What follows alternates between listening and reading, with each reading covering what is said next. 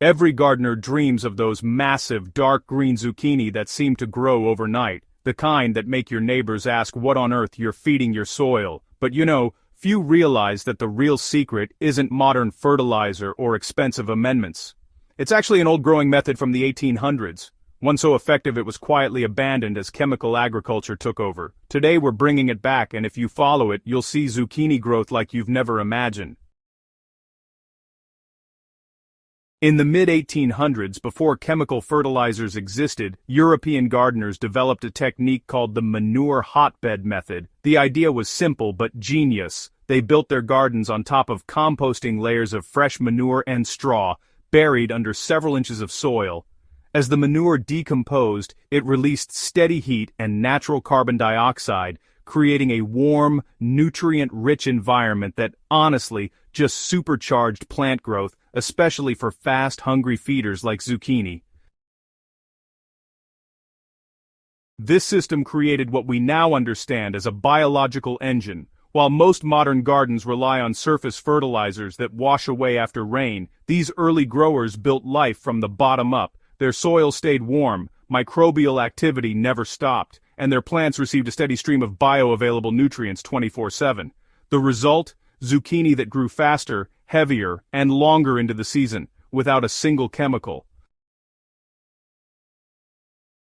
When industrial fertilizers hit the market in the early 1900s, traditional manure systems were labeled unsanitary, cities banned open manure use, and the art of living soil building faded into history. Ironically, what was lost was not just an old method, but an entire philosophy. The idea that soil is alive and must be fed continuously, not just treated seasonally. But, today's regenerative gardeners are rediscovering this so-called banned wisdom, and applying it in cleaner, more controlled ways. Instead of using fresh manure, they're turning to things like fermented compost teas, bokashi, and aged animal bedding to kind of mimic that same microbial furnace underground. The real key here is to keep the biological activity going all the time, which keeps soil temperatures and nutrient cycles steady, even when the weather outside is all over the place.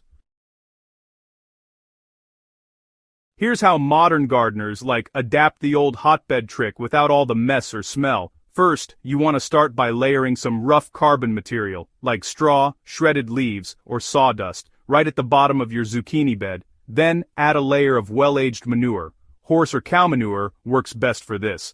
After that, top it off with about 8 to 10 inches of rich garden soil mixed with compost. Oh, and don't forget to lightly water the layers as you build.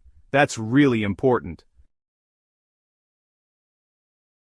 Within about a week, microbial decomposition will gently heat the bed, not enough to burn the roots, but just enough to boost germination and early growth. This underground bioheater keeps the soil 5 to 10 degrees Celsius warmer than the air, which helps zucchini absolutely explode with growth, even when it's cool outside. The microbes break down organic matter into a steady flow of nitrogen, phosphorus, and trace minerals, and that's exactly what zucchini crave during their rapid vegetative phase. Gardeners using this revived 1800s trick report zucchini yields 2 to 3 times higher than conventional compost-fed beds, leaves grow broader, flowering starts earlier, and the fruits develop a deep glossy color that signals strong nutrient density. Unlike chemical-fed plants, these zucchini don't stall mid-season. The living soil keeps feeding them continuously. The best part? Once built, this hotbed system lasts for years. Each season, you only need to refresh the top layer of compost while the lower levels continue breaking down, forming deep humus and worm-rich soil. This banned 1800s method isn't a relic. It's proof that real gardening power lies in biology, not bottles. If your zucchini have ever struggled, stalled, or yielded small fruits, this old-world technique might be the missing link. Try it once, and you'll understand why it outgrows everything else.